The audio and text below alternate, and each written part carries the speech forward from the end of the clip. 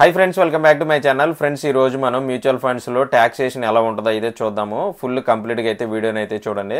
Friends, మనకి mutual funds లో talks ఎంత కట్ అవుద్ది, ఏ ఫండ్స్ లో అయితే నేను కంప్లీట్ గా క్లారిటీగా అయితే ఈ వీడియోలో అయితే చెప్తాను అన్నమాట. సో కొంచెం బ్యాక్గ్రౌండ్ ఇదంతా కొంచెం అయితే అడ్జస్ట్ చేసుకోండి. సబ్జెక్ట్ అయితే మీరు అయితే నేర్చుకోండి. సో వీడియో కంప్లీట్ గా క్లారిటీగా అయితే చూడండి, మీకు ఒక అవగాహన అయితే వస్తుంది అనమాట. సో ట్యాక్స్ ఎంత కట్ అవుద్దో కూడా చాలా మందికి అయితే తెలియదు. వీడియో చివరి వరకు చూడండి. నచ్చితే కనుక మన ఛానల్ అయితే సబ్స్క్రైబ్ అయితే చేసుకుని చిన్న సపోర్ట్ అయితే నాకు ఇవ్వండి.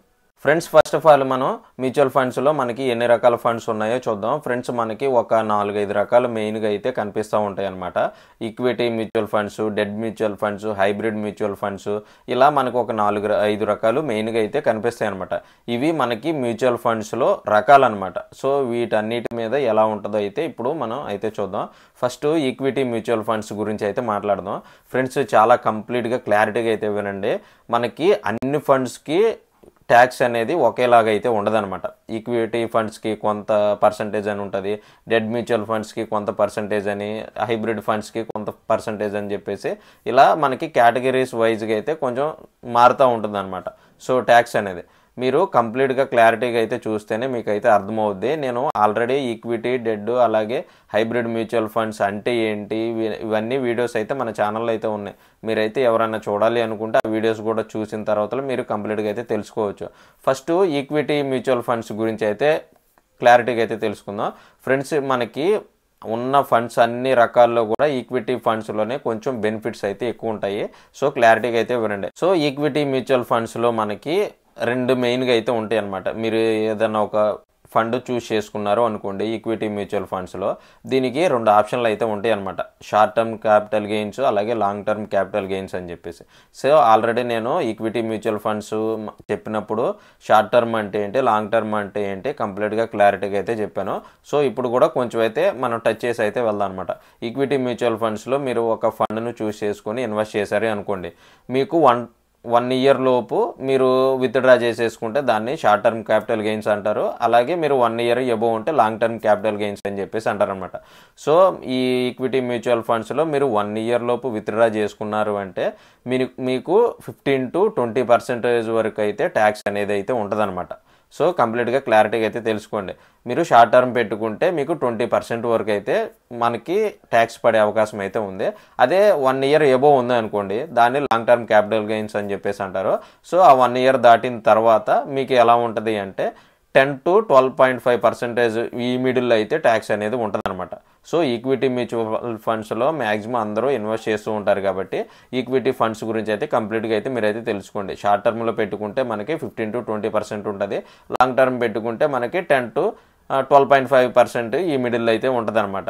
సో ఫ్రెండ్స్, మనకి ఇంకో ఈక్విటీ మ్యూచువల్ ఫండ్స్ వల్ల మనకి ఇంకో బెనిఫిట్ ఏంటి అంటే, మీరు లాంగ్ టర్మ్ పెట్టుకున్నారు అనుకోండి, లాంగ్ టర్మ్లో ఏమవుద్ది అంటే మీరు మనీ మొత్తాన్ని విత్డ్రా చేసేటప్పుడు మనకి గవర్నమెంట్ అనేది ఒక అడ్వాంటేజ్ అయితే కల్పించింది అనమాట. ఆ అడ్వాంటేజ్ ఏంటి అంటే సెక్షన్ 80C అని చెప్పేసి ఒక చట్టం అయితే ఇండియాలో అయితే అమల్లో ఉంది.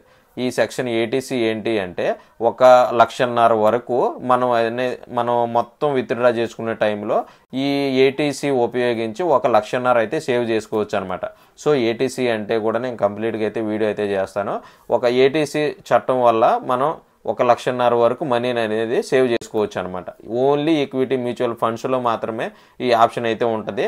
సో మనకి ఈక్విటీ మ్యూచువల్ ఫండ్స్లో ఎవరైతే ఇన్వెస్ట్ చేయాలి అనుకుంటున్నారో వాళ్ళు లాంగ్ టర్మ్లో పెట్టుకోవాలి అనుకుంటే ఈ 80C మాత్రమే మనకి అడ్వాంటేజ్గా అయితే ఉంటుంది అనమాట.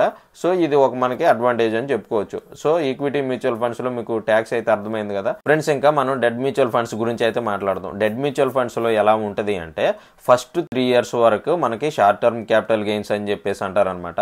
సో ఈ 3 ఇయర్స్ వరకు మనకి ఏ ట్యాక్సులు పట్టం కానీ ఇవన్నీ అయితే ఏమి ఉండవు అనమాట.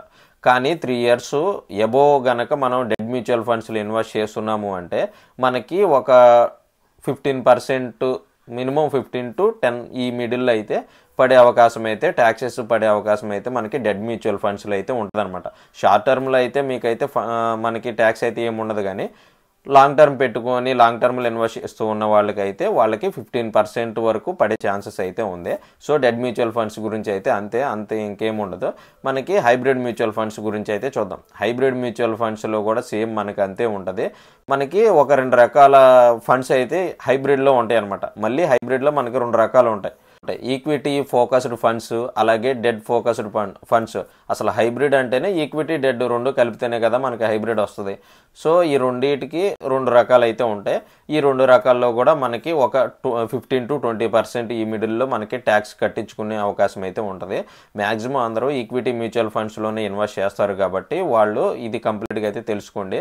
ఈక్విటీ ఫండ్స్లో మనకి ఒక అడ్వాంటేజ్ అయితే ఉంటుంది. మీరు ఎంత ట్యాక్స్ కట్టుకోవాలన్నా ఏదన్నా కూడా 1,50,000 వరకు ఏటీసీ సెక్షన్ ఉపయోగించేసి మనకి కొంచెం అడ్వాంటేజ్ అయితే ఉంటుందన్నమాట.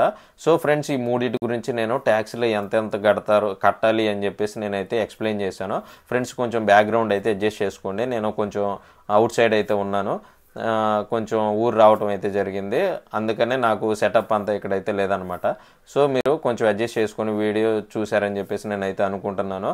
ఫ్రెండ్స్, ఇంకా ఇలాంటి ఇంట్రెస్టింగ్ టాపిక్స్, అలాగే స్టాక్ మార్కెట్, షేర్ మార్కెట్లో మనకి ఏం డౌట్స్ ఉన్నా కూడా మీరు కామెంట్ సెక్షన్లో అయితే అడగండి, నేనైతే ఎక్స్ప్లెయిన్ చేస్తాను.